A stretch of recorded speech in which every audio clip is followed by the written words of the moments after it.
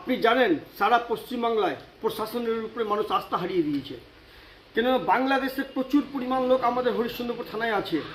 আজকে যদি প্রশাসনকে রাজ্য প্রশাসনকে বাদ দিয়ে সিবিআই তদন্ত যদি করা হয়, তাহলে প্রচুর বাংলাদেশি হরিশ্চন্দ্রপুর থানায় পাওয়া যাবে। এটা তো ছোটো মোটো একটা লাভলি খাতুন পাওয়া গেছে, প্রচুর প্রচুর বাংলাদেশি এখানে পাওয়া যাবে, যেটা পশ্চিমবাংলা নিজের ভোট ব্যাংককে টিএমসি করে রেখেছে। এই ভোট ব্যাংকটা ভাঙার জন্য সিবিআই যদি তদন্ত হয়, তাহলে বোঝা যাবে বাংলাদেশ থেকে কত লোক আমাদের এখানে বসবাস করছে এবং কীভাবে থাকছে। অনেক লোক অনেক পদে আছে, অনেক লোক বাংলাদেশ থেকে এসে এখানে চাকরি নিয়েও আছে।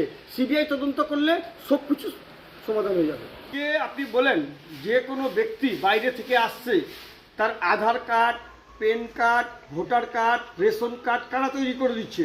শাসক দলের নেতারা করে দিচ্ছে নিজের স্বার্থে। না হলে এটা কীভাবে হয়?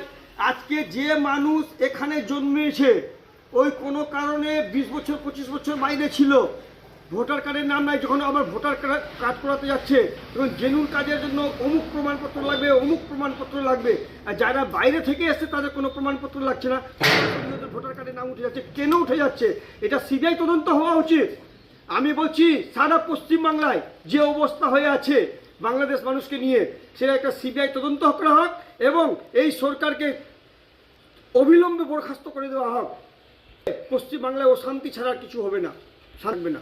এই সরকার আপনারা জানেন তোলাবাজি সরকার, কাটমানির সরকার এবং ভ্রষ্টাচারের সঙ্গে লিপ্ত সরকার আছে।